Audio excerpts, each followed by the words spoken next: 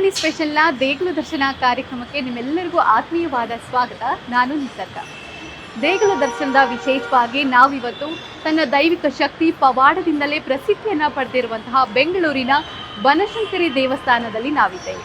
ಇಲ್ಲಿ ಸಾವಿರಾರು ಭಕ್ತರು ತನ್ನ ಕಷ್ಟಗಳನ್ನು ನಿವಾರಿಸುವಂಥ ತಾಯಿಯ ಮೊರೆ ಬರ್ತಾರೆ. ಹಾಗೆ ಮೊರೆ ಬಂದಂತಹ ಆಸೆ ಹೊತ್ತು ಬಂದಂತಹ ಭಕ್ತರಿಗೆ ತಾಯಿ ಎಂದಿಗೂ ಮೋಸ ಮಾಡಿರುವಂತೆ. ಅದರಲ್ಲಿ ನಾನು ಕೂಡ ಒಂದು ಉದಾಹರಣೆ. ಅವತ್ತೊಮ್ಮೆ ಹೇಳ್ಕೊಂಡಿದ್ದಕ್ಕೆ ಇವತ್ತು ಮತ್ತೆ ನಿಮ್ಮ ಮುಂದೆ ಬರುವಂಥ ಒಂದು ಅವಕಾಶ ಸಿಕ್ಕಿದೆ.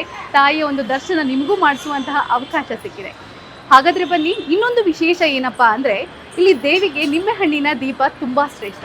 ಹಾಗಾದರೆ ಬನ್ನಿ, ತಾಯಿಗೆ ನಿಂಬೆಹಣ್ಣಿನ ಆರತಿ ಮಾಡಿ ದರ್ಶನ ಪಡೆದು ತಾಯಿಯ ಹಿನ್ನೆಲೆ ಏನು, ವಿಶೇಷತೆ ಏನು ಎಲ್ಲದನ್ನು ಮಾತಾಡಿಸ್ಕೊಂಡು ಭಕ್ತಾದಿಗಳನ್ನು ಮಾತಾಡಿಸ್ಕೊಂಡು ಬರೋಣ.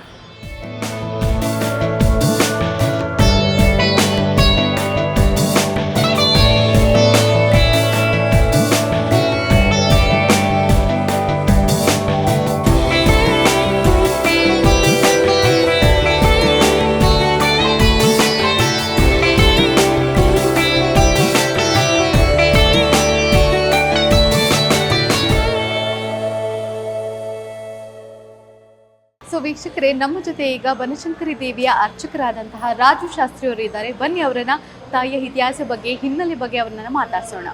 ಸರ್ ನಮಸ್ತೆ, ನಮ್ಮ ಕಾರ್ಯಕ್ರಮಕ್ಕೆ ಸ್ವಾಗತ. ಸರ್, ಈಗ ಬನಶಂಕರಿ ದೇವಿ ತುಂಬ ಪ್ರಸಿದ್ಧಿಯನ್ನು ಪಡೆದಿರುವಂಥ ದೇವಸ್ಥಾನ. ದೇವಿಯ ಪವಾಡ ಎಲ್ಲರಿಗೂ ಗೊತ್ತಿರುವಂಥದ್ದು. ಆ ಬಗ್ಗೆ, ತಾಯಿಯ ನೆಲೆಯ ಬಗ್ಗೆ, ಹಿನ್ನೆಲೆ ಬಗ್ಗೆ ನಮ್ಗೆ ಒಂಚೂರು ತಿಳಿಸ್ಬೋದು. ಖಂಡಿತ. ಶ್ರೀ ಬನಶಂಕರಿ ಅಮ್ಮನವರು ಮೂಲತಃ ಬಾದಾಮಿ ಕ್ಷೇತ್ರ ಚೊಳಚಗುಡ್ಡದಲ್ಲಿ ದೇವಿ ನೆಲೆಸಿದರು.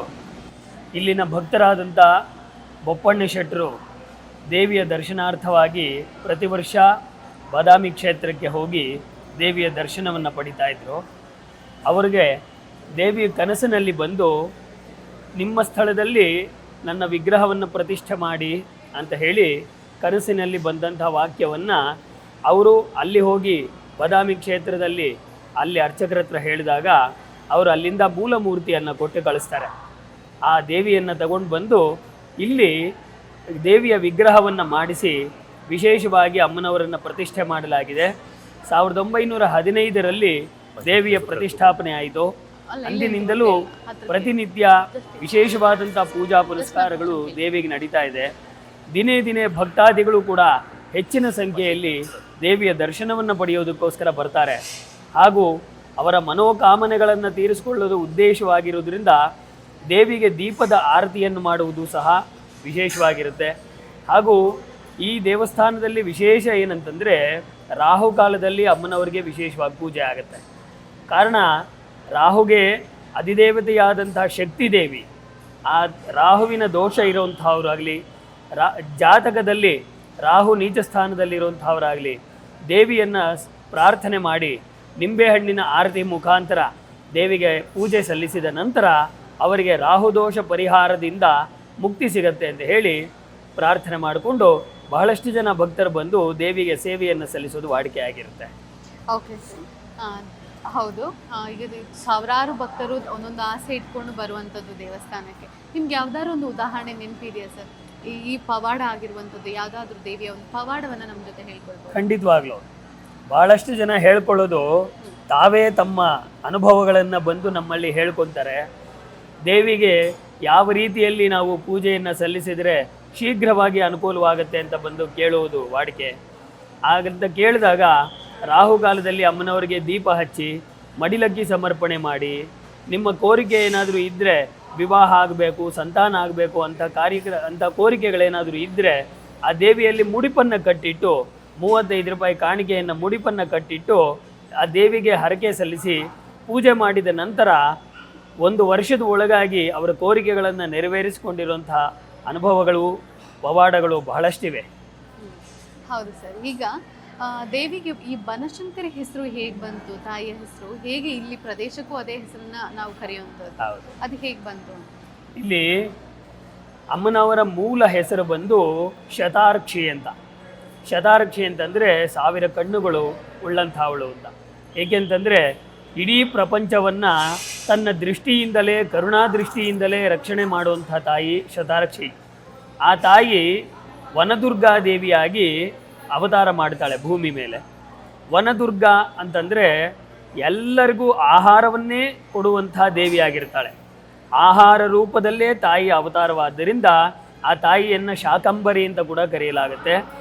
ಆ ವನದುರ್ಗೆಯನ್ನು ವನಶಂಕರಿ, ಶಂಕರನ ಪತ್ನಿ ಆದ್ದರಿಂದ ವನದಲ್ಲಿ ವಾಸವಾಗಿರತಕ್ಕಂತಹ ನಾಡಭಾಷೆಯಾದ್ದರಿಂದ ಬನಶಂಕರಿ ಅಂತ ಕರೆಯಲಾಗುತ್ತೆ.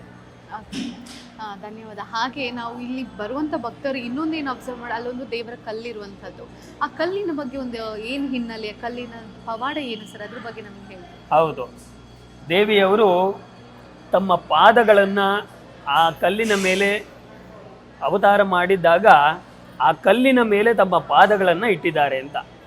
ಅದನ್ನು ಮಣಿಪೀಠ ಅಂತ ಕರೆಯಲಾಗುತ್ತೆ. ಮಣಿಪೀಠವನ್ನು ಕೈಯಲ್ಲಿ ಹಿಡಿದು ತಮ್ಮ ಕೋರಿಕೆಗಳನ್ನು ಹೇಳಿಕೊಂಡಾಗ ತಾವಾಗೇ ಕೈ ಮುಂದೆ ಹೋಗುತ್ತೆ. ಆ ಕೈ ಎಷ್ಟು ಬೇಗ ಮುಂದೆ ಹೋದರೆ ಅಷ್ಟು ಶೀಘ್ರವಾಗಿ ನಮ್ಮ ಕೆಲಸ ನೆರವೇರುತ್ತೆ. ಕೈ ಮುಂದೆನೇ ಹೋಗದೇ ಇದ್ದರೆ ಆ ಕೆಲಸ ಆಗೋದಿಲ್ಲ. ಇವೆಲ್ಲವೂ ನಂಬಿಕೆಯಿಂದ ಕೂಡಿರತಕ್ಕಂತಹ ವಿಷಯ. ಅವರ ಭಕ್ತಿಯಿಂದ ಆ ದೇವಿಯನ್ನು ಪ್ರಾರ್ಥನೆ ಮಾಡಿ ಆ ಪಾದಗಳನ್ನು ಹಿಡಿದು ತಮ್ಮ ಕೋರಿಕೆಯನ್ನು ಹೇಳಿಕೊಂಡಾಗ ಕೈ ತಾನಾಗೇ ಮುಂದೆ ಹೋಗುತ್ತೆ. ಹಾಗೆ ಮುಂದೆ ಹೋಗಿ ಶೀಘ್ರವಾಗಿ ಸೇರಿದಾಗ ಆ ಕಾರ್ಯವೂ ಶೀಘ್ರವಾಗಿ ಆಗುತ್ತೆ ಅಂತ ಹೇಳಿ ಅದು ಮಣಿಪೀಠ ಅಂತ ಕರೆಯಲಾಗುತ್ತೆ. ಹಾಗೆ ಅಲ್ಲಿ ಕೂಡ ಈ ಎರಡು ದೇವಿಯರು ಸ್ಥಾಪನೆ ಆಗಿರುವಂಥದ್ದು ನಾವು ನೋಡ್ತೀವಿ. ಆ ದೇವಿಯರು ಏನು ಹೊರಗಡೆ ಇರುವಂಥದ್ದು, ಅಲ್ಲಿ ಮೂಲ ದೇವಿ ಬನಶಂಕರಿ ಅಮ್ಮನವರು. ಬನಶಂಕರಿಯನ್ನು ಶಾಕಾಂಬರಿ ಅಂತ ಕೂಡ ಕರೆಯಲಾಗುತ್ತೆ. ಶಾಕಾಂಬರಿ ಸ್ವರೂಪದಲ್ಲಿರುವಂಥ ಉತ್ಸವ ಮೂರ್ತಿಗಳನ್ನು ಹೊರಗಡೆ ಇಡಲಾಗಿದೆ. ಹೊರಗಡೆ ಉತ್ಸವ ಮೂರ್ತಿ ಸನ್ನಿಧಾನದಲ್ಲಿ ಶಾಕಾಂಬರಿ, ಚೌಡೇಶ್ವರಿ, ದುರ್ಗಾದೇವಿ. ಆ ದುರ್ಗಾದೇವಿ ಮತ್ತು ಚೌಡೇಶ್ವರಿಯರು ರಾಹುಕಾಲದಲ್ಲಿ ವಿಶೇಷವಾದಂಥ ಪೂಜೆಯನ್ನು ಪಡೀತಾರೆ. ಈ ಶಾಕಾಂಬರಿ ಅಮ್ಮನವರಿಗೆ ರಾಹುಕಾಲದಲ್ಲಿ ಪೂಜೆ ಮಾಡಿದಂತಹ ಫಲವನ್ನು ಅಲ್ಲಿಂದ ತಂದು ಕುಂಕುಮವನ್ನು ಇಲ್ಲಿ ಅರ್ಚನೆ ಮಾಡಿ ಇಲ್ಲಿ ಮೂಲದೇವಿಗೆ ಅನಂತರವೇ ಮಹಾಮಂಗಳಾರತಿ ಮಾಡಲಾಗುತ್ತೆ. ಕೊನೆಯದಾಗಿ ಸರ್, ಇನ್ನು ಬನಶಂಕರಿ ದೇವಸ್ಥಾನಕ್ಕೆ ಎಷ್ಟು ವರ್ಷದ ಇತಿಹಾಸ ಇದೆ ಅಂತ ಹೇಳ್ಬೋದು? ಈ ಸನ್ನಿಧಾನ 1915ನೇ ಇಸ್ವಿಯಲ್ಲಿ ಪ್ರತಿಷ್ಠಾಪನೆ ಮಾಡಲಾಯಿತು. 15ನೇ ಇಸ್ವಿಯಿಂದಲೂ ನಿರಂತರವಾಗಿ ದೇವತಾ ಕಾರ್ಯಗಳು, ಪೂಜಾ ಕೈಂಕರ್ಯಗಳು ಸಾವಧಾನವಾಗಿ ನಡ್ಕೊಂಡು ಬರ್ತಾ ಇದೆ. ಇಂಥ ಪೂಜಾ ಕೈಂಕರ್ಯಗಳಲ್ಲಿ ಬಹಳಷ್ಟು ಮಾರ್ಪಾಟುಗಳು ಕೂಡ ಬಂದಿದೆ. ಏಕೆಂತಂದರೆ ಪೂರ್ವಕಾಲದಲ್ಲಿ ಬಹಳ ಕಷ್ಟ ಕಾಲದಲ್ಲಿ ದೇವಸ್ಥಾನವನ್ನು ಅವರು ನಿರ್ಮಾಣ ಮಾಡಿದರು.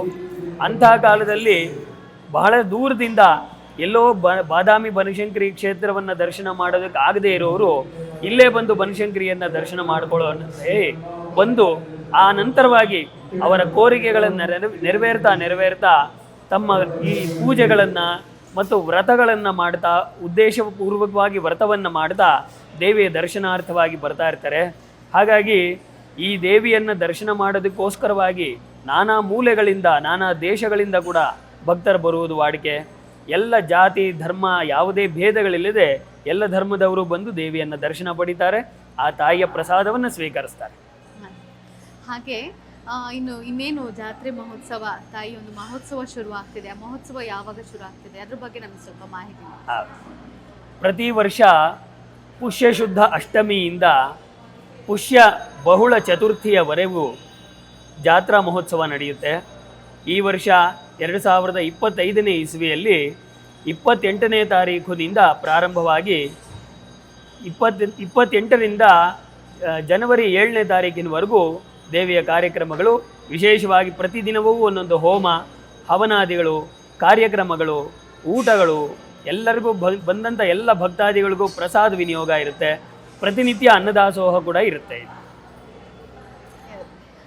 ಧನ್ಯವಾದ ಸರ್. ತಾಯಿಯ ಬಗ್ಗೆ, ತಾಯಿ ಹಿನ್ನೆಲೆ ಬಗ್ಗೆ ಒಳ್ಳೆ ಮಾಹಿತಿಯನ್ನು ನಮಗೆ ನೀಡಿದ್ದೀರಾ. ಇದರಿಂದ ತುಂಬ ಭಕ್ತರು ಇನ್ನೂ ತಿಳಿದುಕೊಂಡು ಬರುವವರಿಗೆ ಸಹಾಯ ಆಗುತ್ತೆ ಸರ್. ಖಂಡಿತವಾಗ್ಲೂ ಈ ದೇವಿಯನ್ನ ದರ್ಶನ ಮಾತ್ರದಿಂದಲೇ ಎಲ್ಲ ಕೋರಿಕೆಗಳನ್ನು ಪಡೆಯಬಹುದು ಅನ್ನೋದು ಒಂದು ಪ್ರತೀತಿಯಾಗಿರೋದ್ರಿಂದ ಭಕ್ತರಲ್ಲಿ ಬೇಡಿಕೊಳ್ಳೋದು ಒಂದೇ ವಿಷಯ. ತಾವು ಬರುವಾಗ ದೇವಿಯಲ್ಲಿ ಮಾತ್ರವೇ ದೃಷ್ಟಿಯನ್ನು ಇಟ್ಟು ದೇವತಾ ದರ್ಶನಾರ್ಥವಾಗಿಯೇ ಬಂದು ತಮ್ಮ ಕೋರಿಕೆಗಳನ್ನು ಮಾತ್ರ ದೇವಿಯಲ್ಲಿ ಸಲ್ಲಿಸ್ಕೋಬೇಕು. ಉಳಿದಂಥ ವಿಷಯಗಳನ್ನು ದೇವಾಲಯದಲ್ಲಿ ಮಾತನಾಡ್ದಿರಾ ಶುದ್ಧಿಯಾಗಿರಬೇಕು ಅಂತ ಹೇಳಿ ಪ್ರಾರ್ಥನೆ ಮಾಡ್ತೇನೆ. ಧನ್ಯವಾದ ಸರ್. ಒಳ್ಳೆ ಮಾಹಿತಿಯನ್ನು ನಮ್ಮ ಜೊತೆ ಹಂಚಿಕೊಂಡಿದ್ದಕ್ಕೆ ಧನ್ಯವಾದ ಸರ್.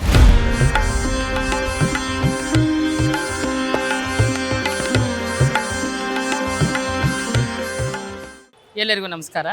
ನಾನು ಪುಷ್ಪ ಅಂತ, ಪದ್ಮನಾಭ ಕ್ಷೇತ್ರದಿಂದ. ನಾನು ಇಲ್ಲಿ ಎಕ್ಸಿಕ್ಯೂಟಿವ್ ಕಮಿಟಿ ಮೆಂಬರ್ ಆಗಿ ಆಯ್ಕೆಯಾಗಿ ಬಂದಿದ್ದೀವಿ. ನಾವು ಒಟ್ಟು 8 ಜನ ಇದ್ದೀವಿ. ಮುಜರಾಯಿ ಇಲಾಖೆಯಿಂದ ಅಪಾಯಿಂಟ್ ಆಗಿರುವಂಥವ್ರು 8 ಜನ ಇದ್ದೀವಿ. ಎಕ್ಸಿಕ್ಯೂಟಿವ್ ಕಮಿಟಿ ಮೆಂಬರ್ ಆಗಿ ಇಲ್ಲಿ ಕೆಲಸ ಮಾಡ್ತಾ ಇದ್ದೀನಿ. ಇಲ್ಲಿ ಮುಖ್ಯವಾಗಿ ಹೇಳಬೇಕಂತಂದರೆ ಬನಶಂಕರಮ್ಮನ ದೇವಸ್ಥಾನ ಒಂದು ಮುಜರಾಯಿ ಇಲಾಖೆಗೆ ಸೇರಿದ್ದಂಥದ್ದು ಮತ್ತು ತುಂಬ ದೊಡ್ಡ ದೇವಸ್ಥಾನ.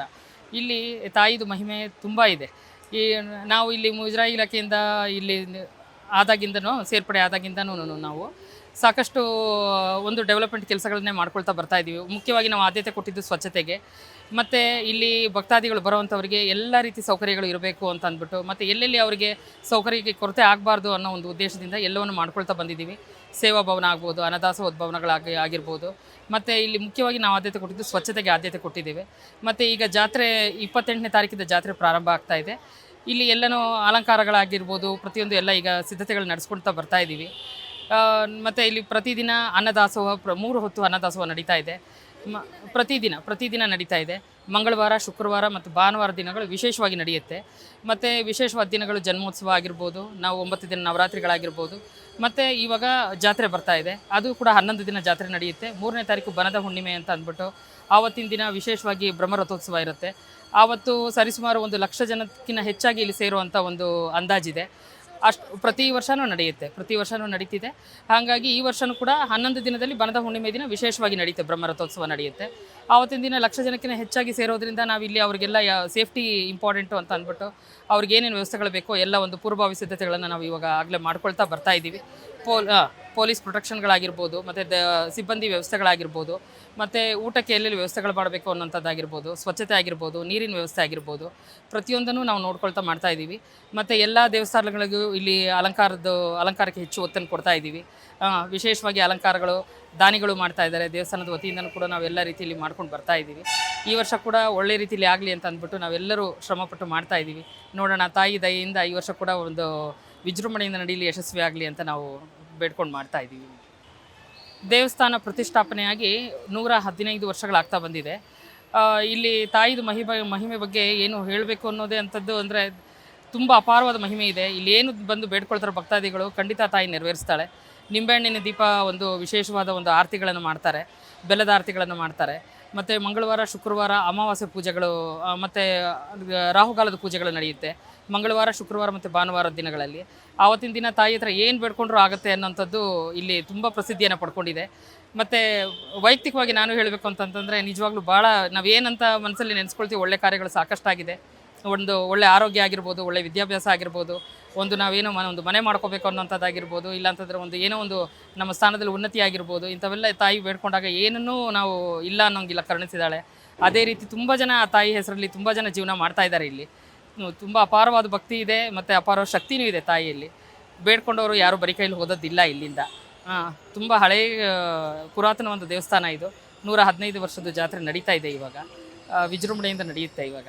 ಎಲ್ಲರೂ ಸಾರ್ವಜನಿಕರು ಬನ್ನಿ, ತಾಯಿ ದರ್ಶನ ಮಾಡಿಕೊಂಡು ಆ ತಾಯಿ ಕೃಪೆಗೆ ಪಾತ್ರರಾಗಿ ಅಂತ ಕೇಳ್ಕೊಳ್ತೀನಿ.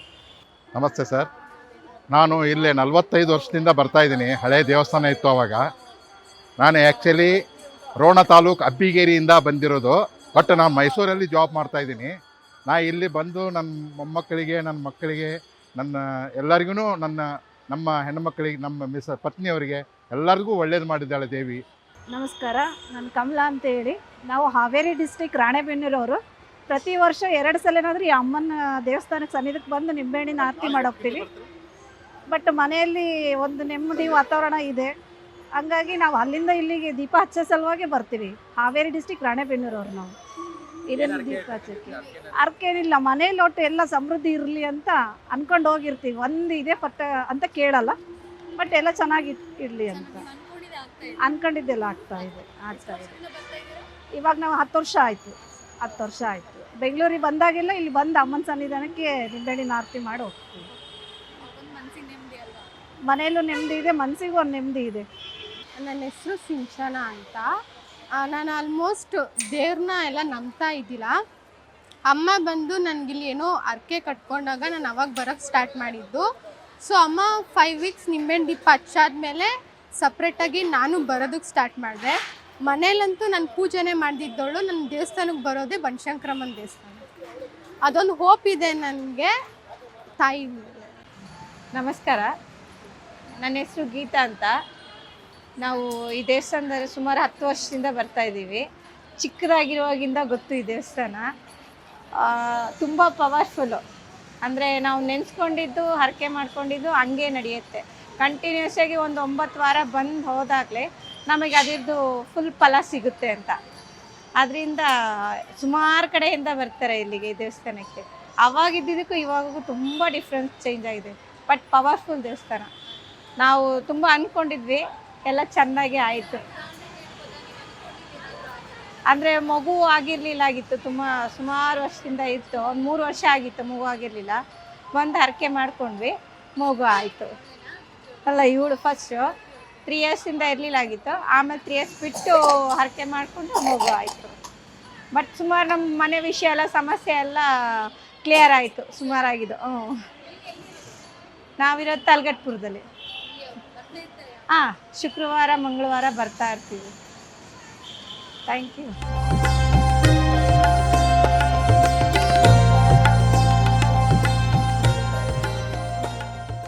ಸೊ ವೀಕ್ಷಕರೇ, ಎಷ್ಟು ಅದ್ಭುತವಾಗಿತ್ತಲ್ಲ. ಸಾವಿರಾರು ಭಕ್ತರು ಬಂದು ನಿಂಬೆಹಣ್ಣಿನ ದೀಪ ಹಿಡಿದು ತಾಯಿಗೆ ಸ್ವತಃ ಪೂಜೆ ಮಾಡೋದು ನೋಡೋಕೆ 2 ಕಣ್ಣು ಸಾಲದು. ಆ ಪೂಜೆ ಮಾಡ್ತಾ ತಲ್ಲೀನರಾಗೋದು ನೋಡೋದೊಂದು ಅದ್ಭುತನೇ ಬಿಡಿ. ಜೊತೆಗೆ ನಾನು ನಿಮ್ಗೆ ಮೊದಲೇ ಹೇಳಿದಂತೆ ದೇವಸ್ಥಾನದ ಹಿನ್ನೆಲೆ, ಇತಿಹಾಸದ ಬಗ್ಗೆ ಅವರು ವಿಸ್ತಾರವಾಗಿ ಅರ್ಚಕರು ತಿಳಿಸ್ಕೊಟ್ಟಿದ್ದಾರೆ. ಅದು ನಿಮಗೆ ಉಪಯುಕ್ತವಾಗಿದೆ ಅಂತ ನಾನು ಭಾವಿಸ್ತೀನಿ. ಈಗ ನಾನು ಕ್ಯಾಮ್ರಾ ಮುಂದೆ ನಿಂತು ಬನ್ನಿ ಹಾಗಿದೆ ಏನಂದ್ರೂ ಕೂಡ ನೀವು ಸ್ವತಃ ಬಂದು ನೋಡೋಷ್ಟು ಅನುಭವ ಸಿಗಲ್ಲ. ಹಾಗಾಗಿ ನೀವು ಕೂಡ ಒಮ್ಮೆ ಈ ದೇವಸ್ಥಾನಕ್ಕೆ ಬರಬೇಕು, ಸ್ವತಃ ಅನುಭವನ ಪಡೆಯೋದ್ರಿಂದ ನಿಮಗೆ ಒಂದು ರೀತಿಯ ಮನಸ್ಸಿಗೆ ನೆಮ್ಮದಿ ಸಿಗುತ್ತೆ. ಅದಕ್ಕೆ ನಾನೇ ಸಾಕ್ಷಿ. ನಮ್ಮ ಈ ದೇಗುಲ ದರ್ಶನ ಕಾರ್ಯಕ್ರಮ ನಿಮಗೆ ಉಪಯುಕ್ತ ಅನಿಸಿದೆ ಅಂತ ನಾನು ಭಾವಿಸ್ತೀನಿ. ಹಾಗಾಗಿ ಇದೇ ರೀತಿಯ ಮತ್ತಷ್ಟು ದೇಗುಲ ದರ್ಶನ ಕಾರ್ಯಕ್ರಮಕ್ಕೆ ನೋಡ್ತಾ ಇರಿ ವಿಶ್ವವಾಣಿ ಟಿವಿ ಸ್ಪೆಷಲ್. ನಮಸ್ಕಾರ. ಇಂಟ್ರೆಸ್ಟಿಂಗ್ ಮತ್ತು ಇನ್ಫಾರ್ಮೇಟಿವ್ ವಿಡಿಯೋಗಳನ್ನು ಮಿಸ್ ಮಾಡ್ಕೋಬೇಡಿ. ಈಗಲೇ ಸಬ್ಸ್ಕ್ರೈಬ್ ಮಾಡಿ.